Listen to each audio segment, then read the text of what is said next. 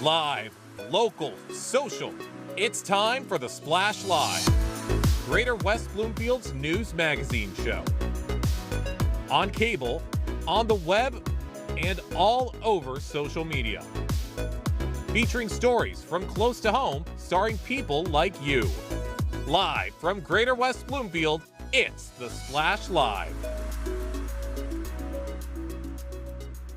Hello, friends and neighbors, and welcome to the show. I'm your host, Jake Sheff, bringing you all of the latest news and stories from right here in Greater West Bloomfield. Kicking off our show this morning, some dangerous activity recently occurred within West Bloomfield. On the morning of February 21st, a series of targeted violent incidents unfolded in the area of the Thornberry apartment complex near Maple and Farmington Roads, beginning with a reported attempted break-in and escalating to multiple shootings that left 2 individuals hospitalized with non-fatal injuries. The West Bloomfield Police Department quickly identified and arrested an armed suspect without further incident. Later that evening, a separate targeted armed robbery occurred at a residence in the 7,000 block of Timberview Trail in West Bloomfield Township, where a masked suspect confronted a man who had just purchased high-end jewelry, demanded specific items by name, and fled the scene. Certainly a lot that took place on that day, and joining us now to give us more information on the incidents is West Bloomfield Police Chief Dale Young. Dale, thank you so much for joining us this morning. Thank you, Jake. Happy to be here. Glad to have you with us. Obviously, lot of stuff that was taking place this past weekend. Can you walk us through the timeline of events on February 21st from that initial forced entry call to the shooting reports that followed with Thornberry? Yes. So in the morning around 8:57, we received a 911 call about an individual that was trying to get into an apartment. Officers were dispatched to that scene. And upon arrival, they did not locate that person. And then we got a phone call probably around 9:04 a.m. that at the Mapleview liquor store, an individual had just been shot. So now a contingent of officers went to that scene. And by the time that they got to that scene, the person had left already, the suspect. So then we had further 911 calls about 9:09 a.m. that this person was back at the original apartment trying to get in and had fired a few shots into the home, striking a female that was inside there. So the officers, another contingent of officers went over there. They engaged this person who was in a vehicle and were able to resolve the situation peacefully. And all of this, I just wanted to add that all of this was done in around 17 minutes from the time we got the first 911 call to the time that this entire incident was completed.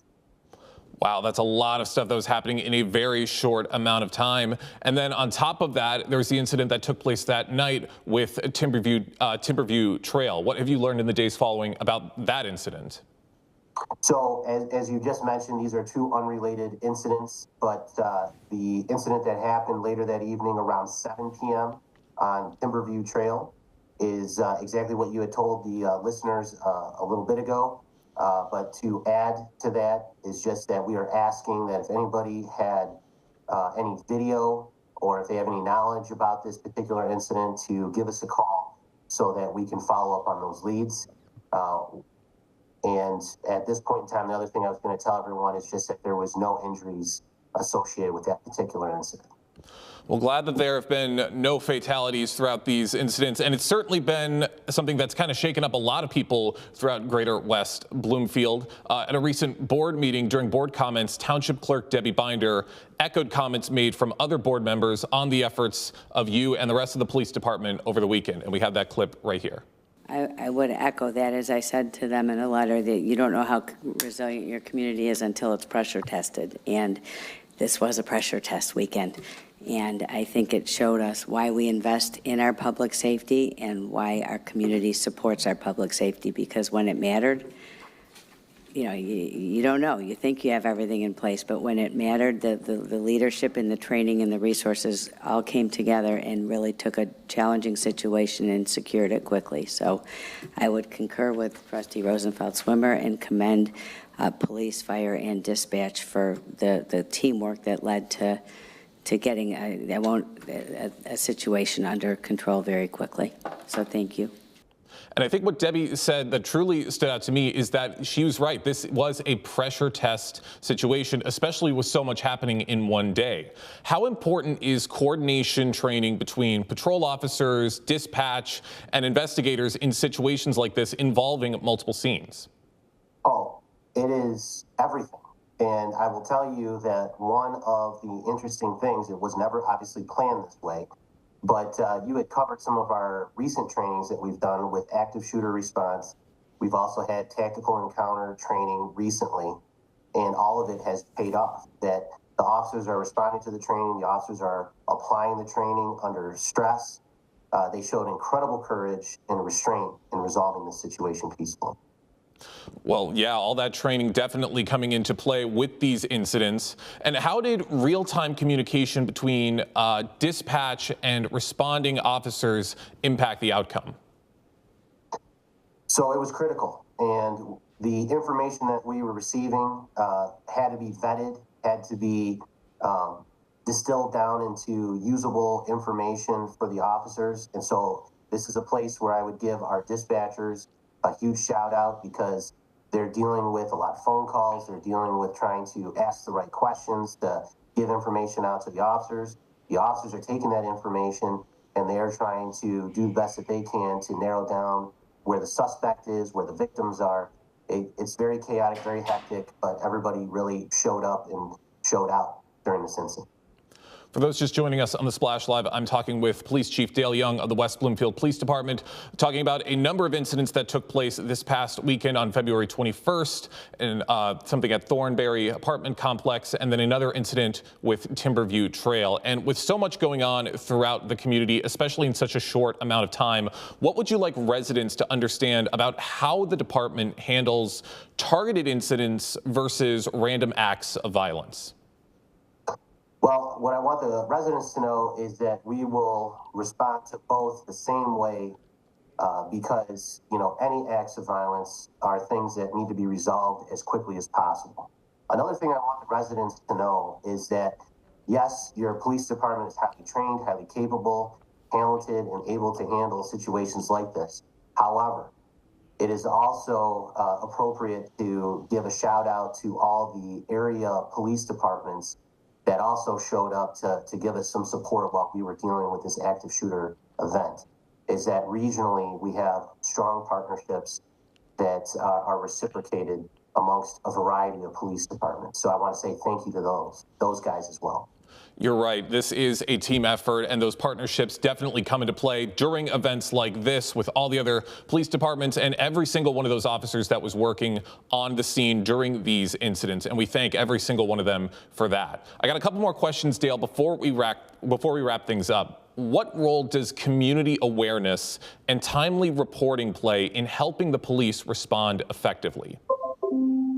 Well, I'm sure everybody is probably familiar with the saying by now: if you see something, say something, and we cannot reiterate that enough. So don't assume that somebody else has already reported this. We'd rather you give us a call and for us to let you know that we're already aware of it than it is to not know about it. So please, again, if you see something, say something.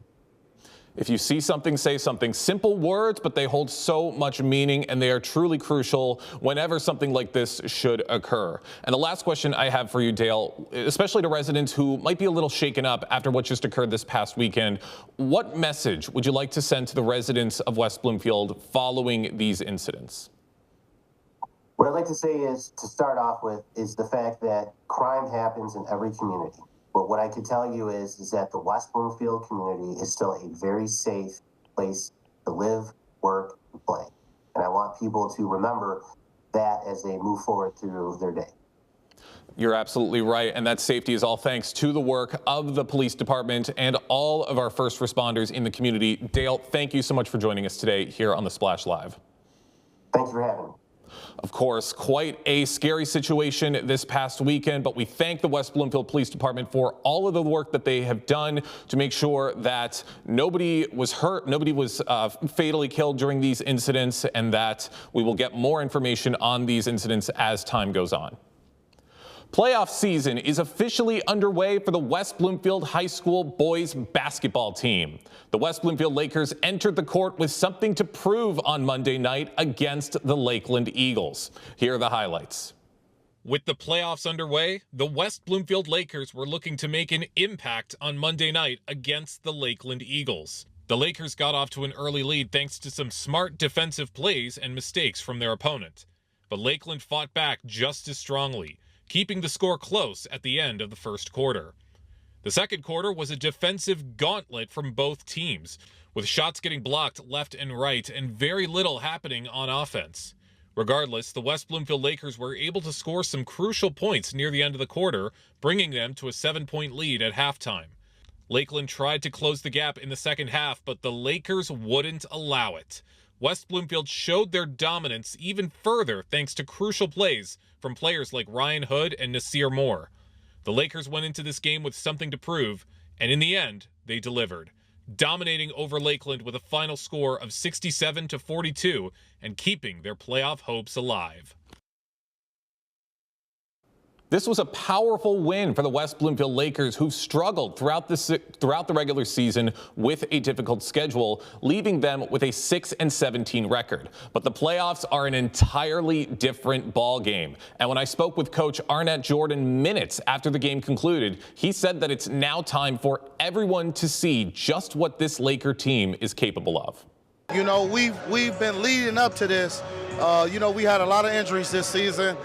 Curtis trying to work his way back now, but we've been losing games by 1 or 2 points. So just being able to close it, and I think Ryan is hitting his stride. This is the second game in a row that he shot the ball well. He shot it well against Ferndale, and I think we're looking forward to Wednesday. We played a hard schedule just for this.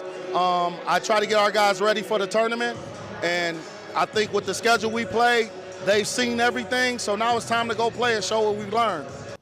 With this win, the Lakers advance to face Walled Lake Northern at West Bloomfield High School tonight at 5 p.m. If they win that matchup, there's a high possibility that the stage will be set this Friday for another Orchard Lake showdown, with the Lakers taking on the Orchard Lake St. Mary's Eaglets should they win their match tonight as well. Lots of exciting developments and games on the horizon. Best of luck to the West Bloomfield Lakers. As Black History Month continues on, it's important to highlight and share the stories of successful Black business owners in the community. And one West Bloomfield native has made quite a name for herself by establishing a beloved hangout in the area. Our own Jonathan Montgomery has the story. They say the best kept secrets are hidden in plain sight. And in the greater West Bloomfield area, one resident is doing more than living in the neighborhood, but she's redesigning the social DNA. India Irving doesn't just have a restaurant, but she has a direct line to Black culture in West Bloomfield. And she cultivates that through her business, Knock Twice Speakeasy, located at 6430 Farmington Road. I had the chance to speak with her about the importance of being in this neighborhood. Very important to me, just on the strength of everything I do is in this community. I live here, my kids go to school here, so all of my day-to-day activities are in this neighborhood, where I shop, where where I hang out, where I go to the gym. And that was the one thing that was missing for me and my husband. It was like we were getting in our car and driving past all of the things, that we're accustomed to, and having to drive 30 minutes away. And it was just, we wanted good food, good drinks, and a good experience, live bands in our neighborhood. By bringing live jazz, poetry, and curated Black aesthetics, India is revealing a culture that was already here but had no place to gather. Atmosphere is so good, and the people that come here are always looking for someplace new to go to. So when you come here and you have such a good time that you're looking really forward to go to someplace else, because sometimes you want to go and either bar hop or you just want to go to a different atmosphere. But every time we come to Knock Twice, we're having a great time. If community is defined by its shared experiences, then Knock Twice Speakeasy isn't just serving customers, but they're serving family. And it's not hard to find if you know where to knock. For Civic Center TV, I'm Jonathan Montgomery. Seems like such a fun hangout spot. You can definitely feel the community and the strong sense of culture through what we just saw, and it's definitely going to be a mainstay for the community for many years to come. So big thank you to Jonathan Montgomery for that incredible story and for learning more about Knock Twice Speakeasy. A beloved West Bloomfield pastor takes the stage on one of the biggest game shows in America. Who is Elizabeth Hurd? The United Methodist Church pastor is set to make her Jeopardy debut on Thursday, February 26. Pastor Hurd, of course, is a friend of the show and has expressed that this is a dream come true for her. Make sure to check your local listings for Jeopardy on Thursday, February 26, to cheer on Elizabeth and to hopefully see her become one of the Jeopardy greats, just like host Ken Jennings. We're definitely going to be rooting for Elizabeth right here with the Splash Live. Hope to see her go on quite a long run on the show. Mark your calendars for March 2nd as the Berman Center for the Performing Arts has put together a heartfelt musical tribute to the legendary composer and lyricist Stephen Sondheim, celebrating his unparalleled wit, depth, and humanity. Sincerely Sondheim provides an intimate evening of iconic songs and hidden gems spanning Sondheim's groundbreaking career with a fresh perspective on beloved classics. Eric Meyer, the senior director for the Berman, recently joined us on the Splash Live to tell us more. Mr. Meyer, appreciate you joining us today. Hi, thank you. Yeah, it's great to be here. Yeah, great to have you on to talk about a titan of the stage, a composer, a lyricist, a beloved storyteller on Broadway, and now you're bringing the story of Stephen Sondheim to West Bloomfield, to the Berman Center for the Performing Arts. As you're curating your show schedule, what about Sincerely Sondheim stood out and said, this is the kind of show that people want to come to West Bloomfield to see? Well, it's a Broadway performance. We have often done our best to highlight Broadway careers across many of our concerts since we opened. Back in 2011, we even opened with Marvin Hamlish. So this was really exciting for me to find a great piece about a great artist and bring it here to the Berman. And there's so much depth and humanity to his work in the past. And also, he had such wit to the work that he put in, too. Often when you have that, you have a complicated person with a complicated story that makes it really come alive with the livelihood of a stage performance. How does Sincerely Sondheim incorporate both the art of working on a stage with also the deep meaning behind Stephen Sondheim's journey and story and the stories that he told along the way? Well, that's it. That's just it. This is a love letter from a performer who worked across Broadway, struggling as a performer, who admired Sondheim and wanted desperately to work in one of his shows, and then got the opportunity. And it really is, Nicholas Rodriguez, the performer and writer, dove into his penmanship. Sondheim was a known letter writer, and he got access to a bunch of his old letters and really worked with Greg Camp, the director, to cultivate a wonderful show, telling stories. And it's not just about Sondheim. It's about Sondheim's legacy, really who he influenced, who he talked with. It's really about him as a person who people looked up to and aspired to work with. And a show like this, too, it brings people into an environment that's such a great mixture of big show environment and that intimate nature you look for in a hometown like West Bloomfield. How does that incorporate the environment play a role in telling this story at the Berman? Well, the Berman, for those of you who don't know, is a very intimate theater space. It is. We can have 300 audience members on up to 600 audience members. There's not a bad seat in the house, and it is so intimate that you feel as if you're almost on stage with the performer. You really get a one-on-one experience.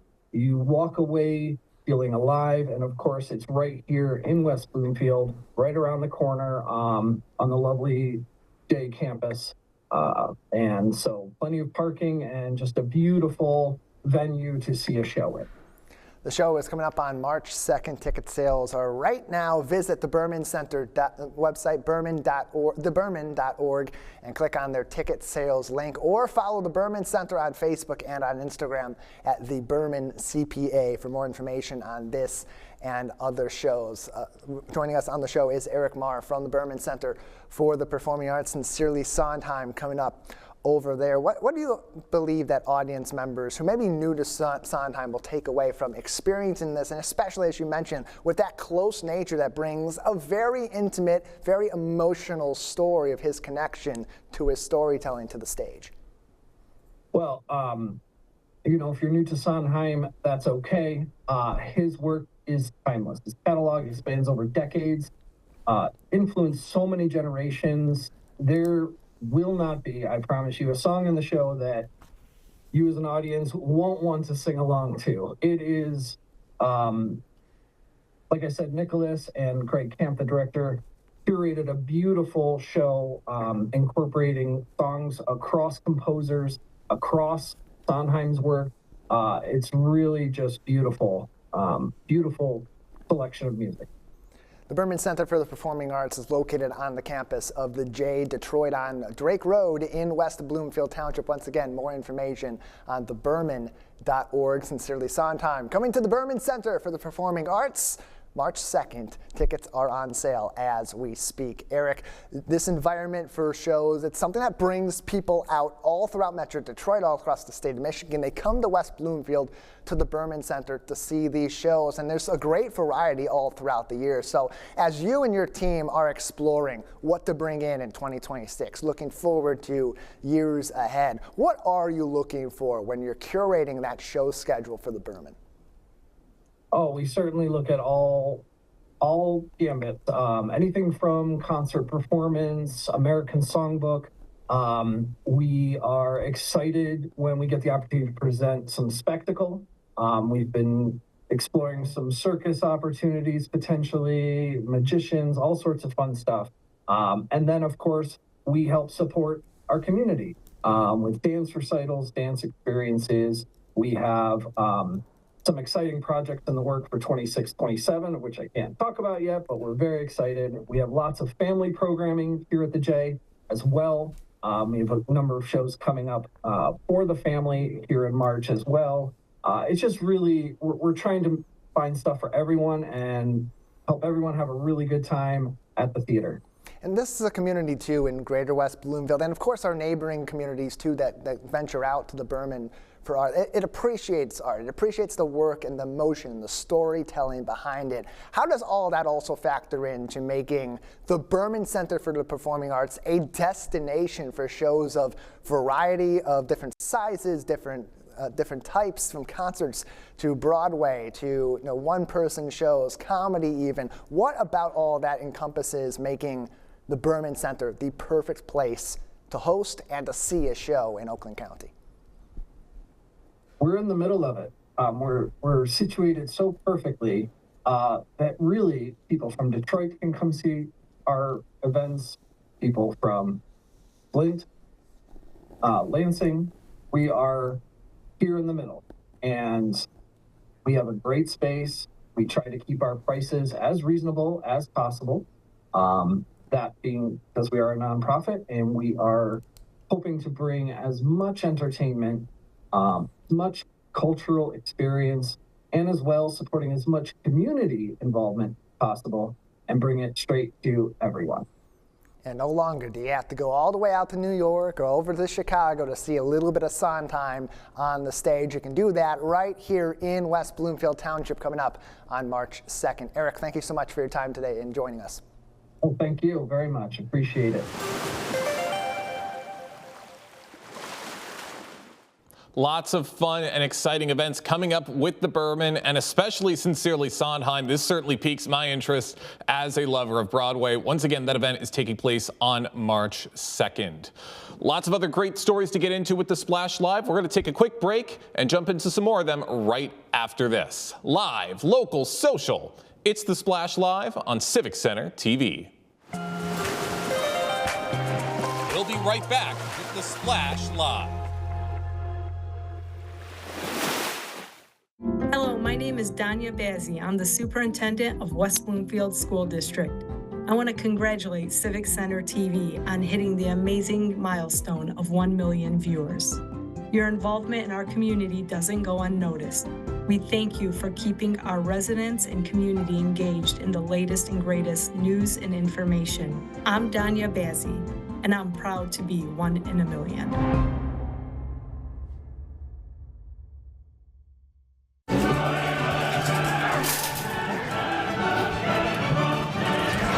Can't be late to your own party. Hurry up! Hurry up! Ah! Do not cut me off. It's her fault? Her fault? Ah! You kidding me? Honk, honk, honk! Honk, honk, honk! Honk, honk! Late! Out of my way! Honk! I hate construction!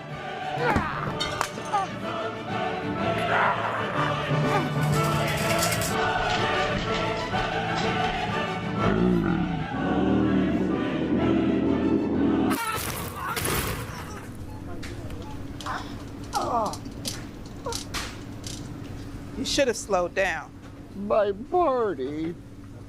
You wouldn't act this way in a store, so don't act this way on the road. Driving slower saves lives.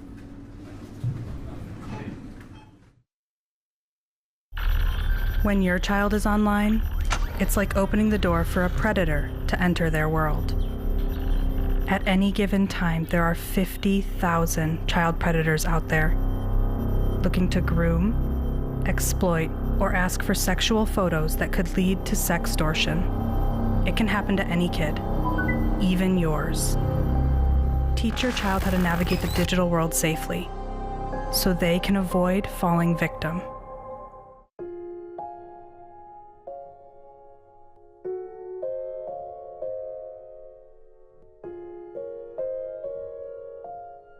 When you have a gambling problem, you have a money problem.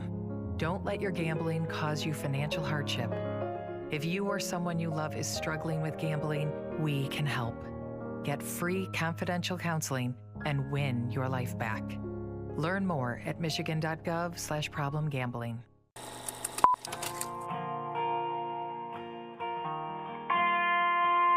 Bringing you stories and memories from Sylvan Lake. Civic Center TV, television that's close to home.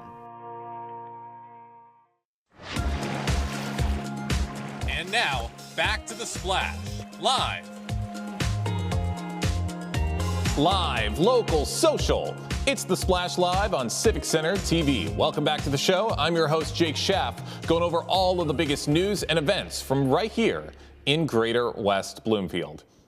Purim is a joyful Jewish holiday often compared to a carnival-like celebration. And one local Jewish bakery is going all out for their celebration with a plan to sell a copious amount of a delicious delicacy you might not be too familiar with. Here to tell us more is the owner of Diamond Bakery in West Bloomfield, Dan Buckfire. Dan, thank you so much for joining us today. Thanks for having me on, Jake, also. Thank you. Of course, I'm really curious to learn about what you guys are doing for Purim, because I understand you've got quite a goal you have set for yourself for the holiday. Is that correct? That is correct. Last year we sold about 6,000 hamantashen, and this year our goal is to do 7,000. So that's what we're aiming for this year. Wow, that is quite a big goal. And hamantashen, that is a traditional dessert for the holiday of Purim. What is hamantashen, and what makes it so special for the holiday? So hamantashen, there's different versions of hamantashen. The main one that we sell is a shortbread cookie that's shaped as a triangle, and it's different fruit flavors. We also have chocolate chip, so it could be apricot, raspberry, cherry, lemon, prune, poppy seed. So we have multiple flavors, and then we also sell it a yeast version, which is almost like a Danish, which is a much larger Danish triangle with the same type of flavors. And the purpose for the hamantashen, it goes back to the story of Purim, where there was the king of Persia was King Achashverosh. I can't pronounce it always right, but Achashverosh, and he was his top assistant was a man named Haman. And Haman wanted to kill all the Jews in Persia.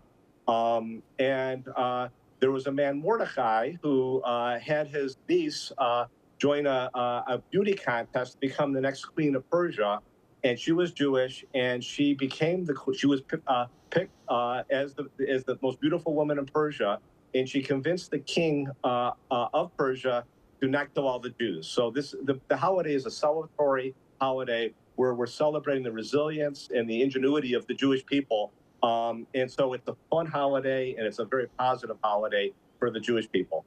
Wow, yeah, definitely. There's a lot to celebrate with this holiday, and it's interesting to hear about how such a simple little dessert has so much culture and so much meaning for a holiday like Purim. And why do you think Hamantashen have remained such a beloved tradition across the generations? And Jake, I forgot to add one more thing. So the cookie is shaped as a triangle, and because Haman, the bad guy's hat, was shaped as a triangle. So that's it's just a symbolic thing. So if you look at the picture there, they're shaped as a triangle, and that's why it's that shape.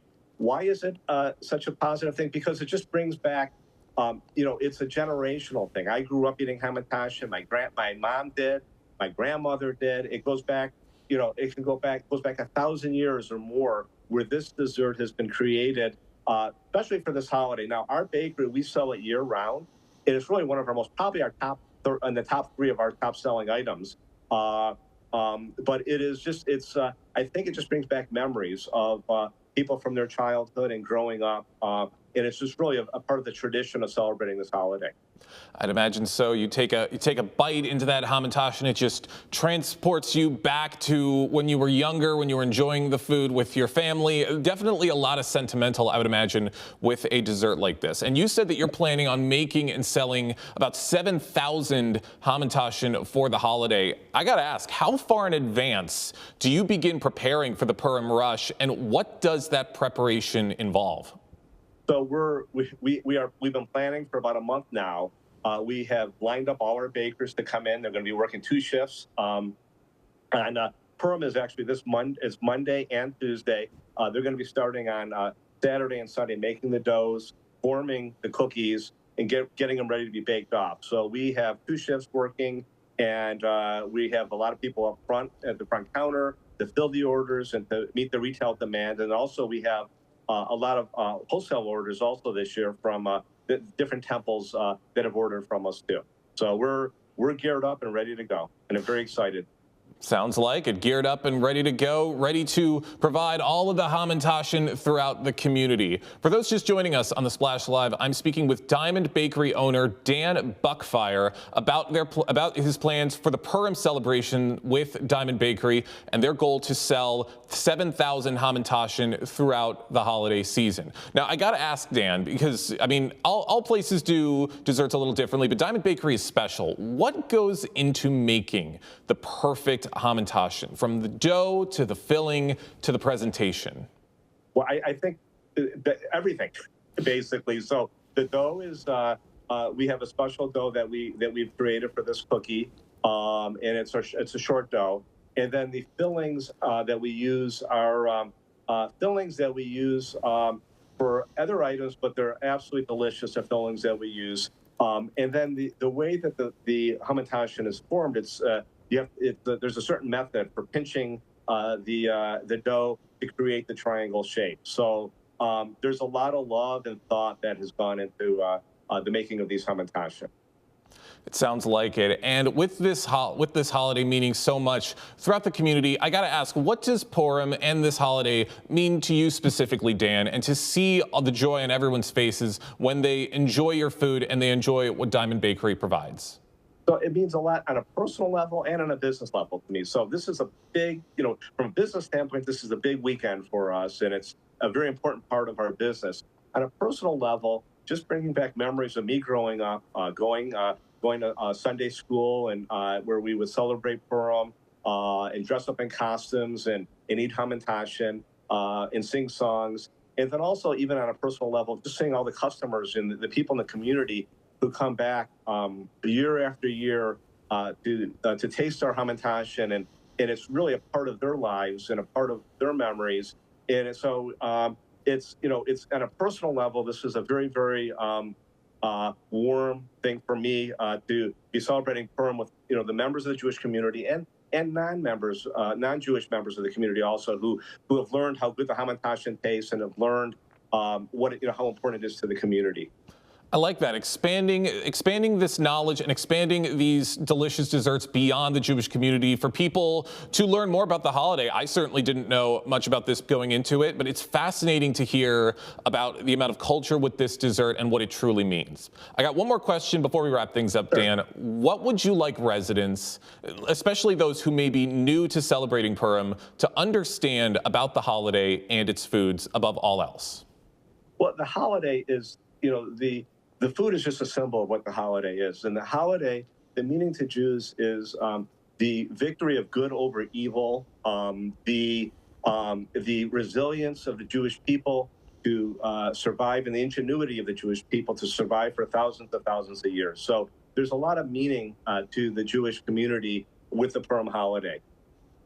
Sounds like it, and can't wait to hear what you guys do for the Purim celebration, and I hope that everybody shows up to Diamond Bakery hungry, ready to enjoy that hamantashen. Dan, thank you so much for joining us today here on the Splash Live. Thank you, Jake. We appreciate it. Thank you very much.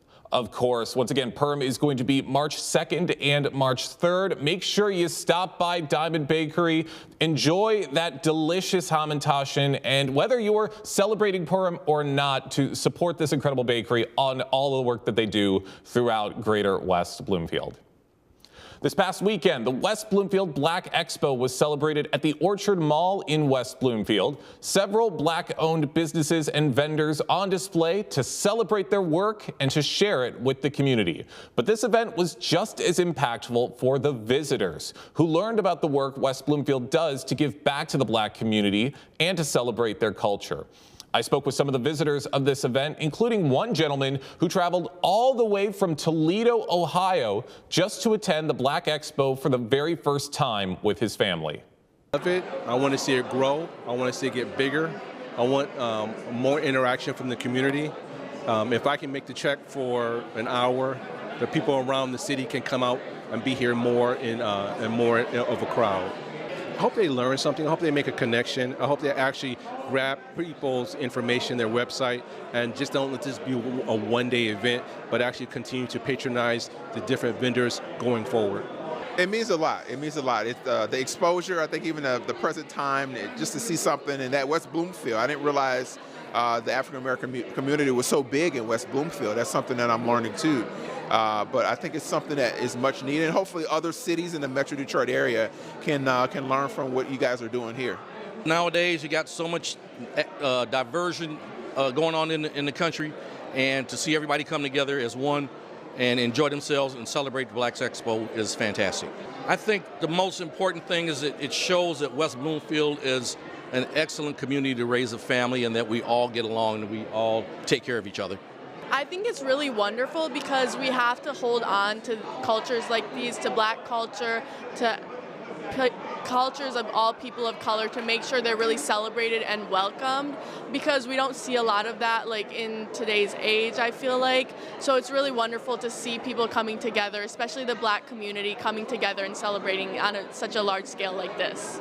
Amazing vendors, amazing community services, amazing organizations, all from the Black community here in West Bloomfield and the surrounding communities, here to serve our community. It's an amazing, diverse array of Black leaders and Black business owners and organizations. And I just absolutely love coming to this event every year. This is my 5th year coming to the Black Expo, and I think it just serves as such an amazing illustration of the energy here in our community in Greater West Bloomfield, and just the amazing contributions that our Black community makes to creating and defining what it means to be a citizen and a resident of West Bloomfield. And so I always love coming here, and I think it's an amazing testament to who and what our community is. What do you hope are the biggest things people take away from being here today at the Black Expo, and that they take with them throughout the rest of Black History Month and beyond? I think the sense of community, I think, is the biggest thing. Hopefully that, we kind of get together as community, regardless of race. I think it's just a positive thing to kind of be amongst, people that like the things that you like and can benefit from some of the product that they sell. So hopefully they can take that away, the exposure to other different types of diversity in the community. It was a joyous celebration at Orchard Mall everywhere you could see, and it was wonderful to hear what the Black Expo meant to everyone who stopped by. Also at the Black Expo this year was a powerful tribute and remembrance to Sherry Ann Winter, one of the change makers who helped to make this event possible. Today marks the second anniversary of Sherry Ann's untimely passing, but her legacy has continued to shine a light across this event and all throughout Greater West Bloomfield. Our own Jonathan Montgomery has the story. 2026 Black Expo celebrates culture, diversity, and honoring the gifts of those who have come before us.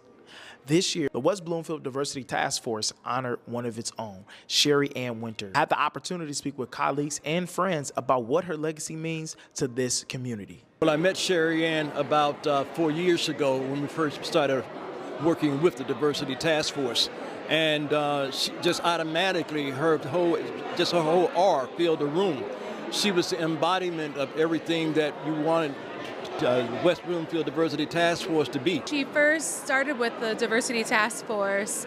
She had ideas every day, always.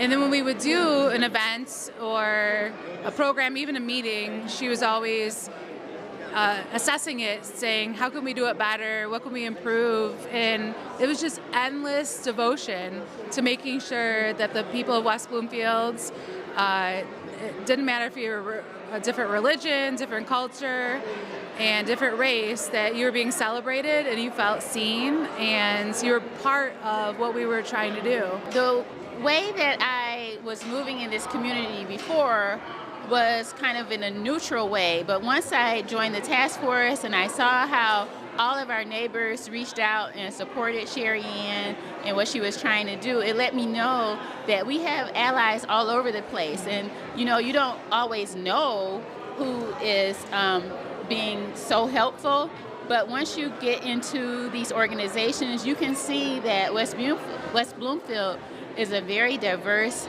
community and very supportive of everyone.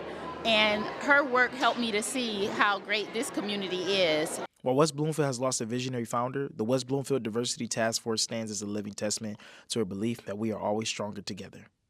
For Civic Center TV, I'm Jonathan Montgomery. I'm sure Sherry Ann was looking down and seeing how far the Black Expo has come, and her presence was definitely felt throughout everybody who attended this event. It was a wonderful tribute to someone who truly helped to make West Bloomfield a better place. We're going to take one more break and jump into some more stories and events happening throughout West Bloomfield right after this. Live, local, social. It's The Splash Live on Civic Center TV. We'll be right back with The Splash Live. Hi, I'm Chris Fry, Park Superintendent, West Bloomfield Parks. Congratulations, Civic Center TV, on 1 million views on YouTube. Thank you for all you do in the community, and thank you for having me on The Splash throughout the season to talk about activities out in the parks. Chris Fry, proud to be 1 in a million. 1 in 4 Michigan homes has high levels of radon, a naturally occurring radioactive gas known to cause lung cancer. It doesn't matter where you live or what type of home you have. You won't even know it's there unless you test. So don't wait. Testing is cheap and easy, and if there's a problem, it's simple to fix.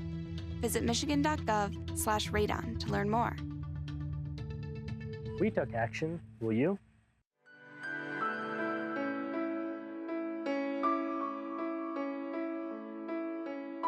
What people are watching in Sylvan Lake, Civic Center TV, and 89.3 Lakes FM. And now, back to The Splash, live. Live, local, social. It's The Splash Live on Civic Center TV. Welcome back to the show. I'm your host, Jake Schaff, going over all of the biggest news and events from right here in Greater West Bloomfield. With the snow beginning to melt, that familiar springtime energy is starting to make its way into the air. But flowers aren't the only thing that'll be blooming soon, as creativity and artistry are also coming through the area in spades. Robin LaFrance is a recognizable name in the Keego Harbor art scene, with Art Sale making its grand return this season to highlight local artists, and her upcoming watercolor class with Winterset Galleries on February 27th. There are already several ways to enter the Keego Harbor art scene, and Robin LaFrance joins us now on the Splash Live to tell us more about the blooming art season. Robin, thank you so much for joining us today. Thank you for having me. Of course. I always love this time of year when the snow's melting, everything's outside is blooming and getting beautiful, and you really see the artistry come out all throughout the community. And you've become a recognizable creative presence in the local arts community. How would you describe your artistic impact on the area? Well, it's a big part of the Art Sale group. We're coming up on our 10th year now, and we have just under 1,000 people in our Facebook group, and that's how the group started, was on Facebook. So over the years, the last 10 years since I moved here into Keego Harbor, I jumped into Art Sale right at its conception, and I've experienced so many opportunities through the group and camaraderie, and it's just been a special 10 years for me getting back into art. And I went to school for art and music, so life happens. You don't get to do it all the time because you have other commitments, but it's really been fun reconnecting. Yeah, and Art Sale truly has made such an impact on the community. Like you said, 10 years, almost 1,000 people involved with this group. I mean, that truly shows the impact it's had. In what ways have you seen art bring people together in this community? Well, over the past several years, we've had our appearances at the Keego Harbor Block Party, which has brought our local all of our neighbors and friends to come together and visit our local artists there. Over the years, we've had all kinds of art shows and pop-up events. Our first one makes me kind of laugh because Gino was gracious enough to let us get into the Gino pre-cruise in 2016. That was our first pop-up. So I have looked at a few pictures of that, and it brings back good memories. But that's kind of how we started with the group, with the camaraderie, and then we moved on to events at City Hall. Excuse me, and we had quite a large show at Gino's Santia Hall one year. And then we moved to the Oakland County Farmers Market, which we hosted quite a few shows there. I want to say maybe 6 years. So over the years, the group has grown tremendously. It sounds like it, and very, very soon you're going to be teaching some aspiring artists with a series of watercolor classes you're going to be having with Winterset Galleries. We have the schedule for those classes up on our screen if you're watching on Civic Center TV. What can participants expect from these watercolor sessions? Well, first of all, you're gonna what you can expect is to build confidence if you want to get into art, because I teach technique and we have fun doing this. I guide everybody through their composition through the whole class, but I also teach techniques and little tips and tricks that will build confidence. And usually most of my students, whether they have experience or not, do very well in the classes. So it's also another way to get out and socialize, because we're all feeling that cabin fever, if you will. You got to get out of the house. So Keego, I mean, we don't have a lot in classes, so Winterset is the perfect place to teach, especially watercolor and acrylics, because it is a gallery. So you're going to get that atmosphere, and it's the owners are lovely, and it's going to be a lot of fun. It'll be socializing while you're learning. That's right, socializing while you're learning, and I totally agree with you on the cabin fever comment. I mean, everyone's been looking for some reason to get out of the house and to be exploring a different side of themselves, and this class is going to be a great way for everybody to do so. Now, you said that you're excited to be showcasing certain techniques and skills to this batch of students. Can you go into what techniques or skills you're most excited to be teaching in this series? Well, composition is one, because a lot of people don't even know where to start.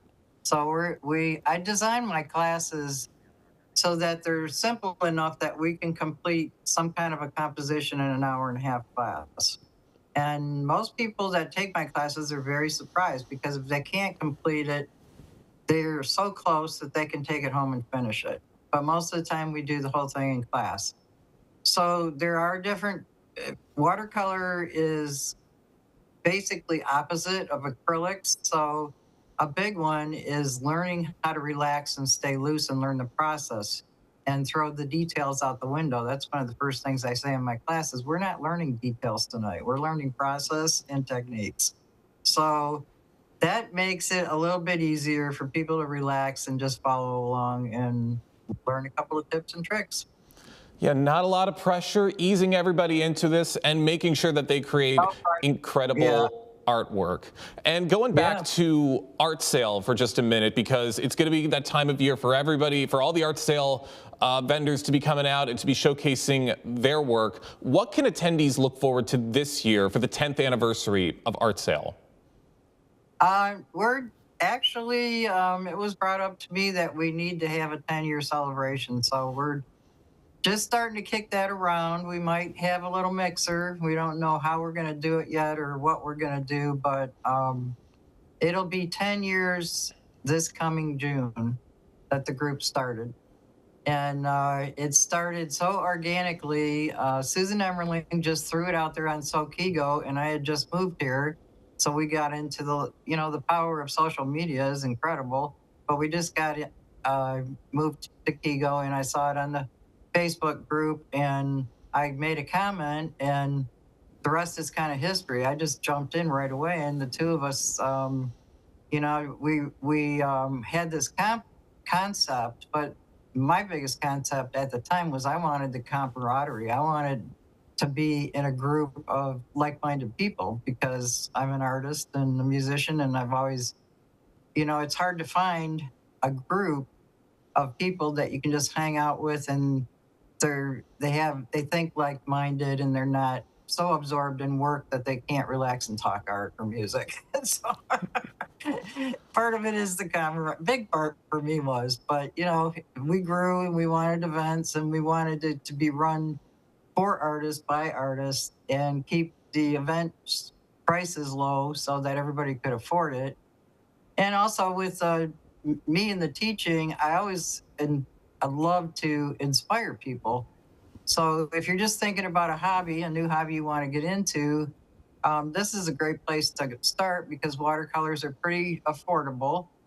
And then on top of it, it's great therapy. I mean, when you're painting and you get in the zone and you learn these little tips and tricks that you can take home with you, you're not thinking about paying your mortgage or your car payment. You're just absorbed in that time that you get into your composition or your painting. Lots of great things for people to take away from being a part of Art Sale. Congratulations on the 10-year anniversary, Robin. We thank you so much for joining us today here on The Splash Live. Thank you. Hope to see you. It was great to see you too. So many exciting things to be on the lookout with the Keego Harbor art scene in the coming months as springtime makes its way to the area and everybody shows their creativity just a little bit more. A Night with the Canasta Consultant is going to be featuring Canasta expert Rochelle Schuster sharing her knowledge, strategy tips, and passion for the game. The event's going to be hosted by Temple Israel and will offer an engaging and social evening centered around one of the most beloved card games in the community. And Rochelle Schuster, the Canasta Consultant herself, joined us on the Splash Live recently to tell us what we can expect. Rochelle, thanks for joining us today for this special preview. Thank you so much for having me. So exciting. Yeah, glad to have you on to talk about this because people want to learn new activities. They want something that's fun for the family, fun for them and their friends, something fresh and different that maybe they haven't played before. Why is this game the perfect option? Well, the funny thing is that this game has been around for a very, very, very long time. But for me, the goal of teaching people how to play canasta was to bring people together. It's really not about the game canasta specifically. It's about bringing people, like you said, your family, your friends, getting together and having a good time. But the game canasta is fantastic. It's played with 2 decks of cards. You could play with 2 regular decks of cards. And the best thing about canasta, it's a partner game. So you need to show up for your partner. So even if you are having a challenging day, you're going to table it for a little while, you're going to focus, and you're going to play. So that is my goal for teaching people this game, and Temple Israel is making it so exciting to come and meet so many people that I've connected with through social media. It's a night with a canasta consultant. Learn a little bit about the game, learn a little bit of the strategy, play a little bit, meet some people in the community. So much fun behind this. And Rochelle, as people come to this event and they are ready to learn maybe a new game for their lineup or improve their skills, what can they expect? What's going to kind of be the flow of this event? So the goal of our event at Temple Israel is to talk about a couple of things. It's about talking about starting a new career at a different stage of life, which is something that I've been doing and working on. It's about connecting with people. And then it's about getting together and playing. So we're going to have a Q&A type forum. We're going to talk about moving forward at the next stage of life. And then we are also going to have opportunity for people who are players to play with their friends. You can come and be solo. We will set you up at a table, and I will be there to monitor, answer questions. Canasta is a very interesting game because while it is filled with rules, there are rules and there are table rules. So we'll talk about that. And we just want everyone to be included and come and have a great night out. And this is a game, Rochelle, that what's great about this is it's a great social game. It's something you can get together with friends and play. Maybe it's a good game for couples and their couple friends to play and get to know each other a little better, have some friendly competition. But it's something that's great for people of any age to learn a little bit and to have a little bit of that strategy that they can also employ beyond this game. How does gaming, in particular something like this that involves that strategy and that teamwork, translate beyond just your family game night?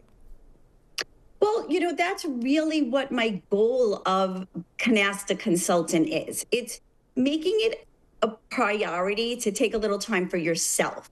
And a lot of us forget about that. When we're young, we're busy doing all our school and all that kind of stuff, things that our parents are telling us that we need to do. And then as we move on to young adults, we're focusing on taking care of our own young children. And then, before you know it, you're very caught up and you're never really thinking about yourself. And really my motivation to get playing wasn't until much later on in life when I was watching how my mother did prioritize these relationships for herself. And it's keeping her an independent woman at 79 years old. But I teach women, men, all different ages, all different backgrounds to come together and play. And you mentioned the connection with your mother and her connection to playing games with her friends kept her vibrant, kept her socially active, kept her building a community around her for years to come. For you personally, as you became the Canasta Consultant, how did you get into this? How did this become part of your life? Well, it's actually a really fun story for me. I learned how to play many years ago, but like I said, I really didn't commit to the game. And if you don't play this game regularly, it's very hard to remember the rules. When I wanted to start playing again, and I would ask all my friends, everybody associated it with being old, with being a grandma. And I'm neither a grandma yet, hopefully soon, one day, but I'm getting older, but not really at that stage where people thought that this is what it's all about. So I would ask, and nobody wanted to play with me until somebody asked me. And I joined them, and it was the best Wednesday of my life. And while I've always worked as an adult, I said I was going to prioritize this for myself. And I'm an elementary school teacher by trade. So when people would ask me a question, I would answer them. And when they would ask me the same question, I would answer them again and not make them feel stupid about it. So people would say, you should teach. But I wanted to break that stereotype. So I asked my young adult children to help me create this Instagram Canasta Consultant.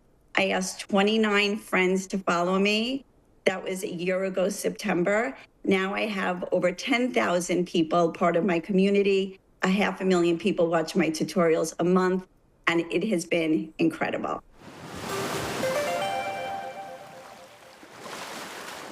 The night with the Canasta Consultant will be taking place on March 10th at 6 p.m. at Temple, Israel. That is our show for the day. Big thank you to all of our guests and for everybody on the Splash Live team for helping make this show possible every single day. I've been your host, Jake Schaff, live, local, social. It's the Splash Live on Civic Center TV.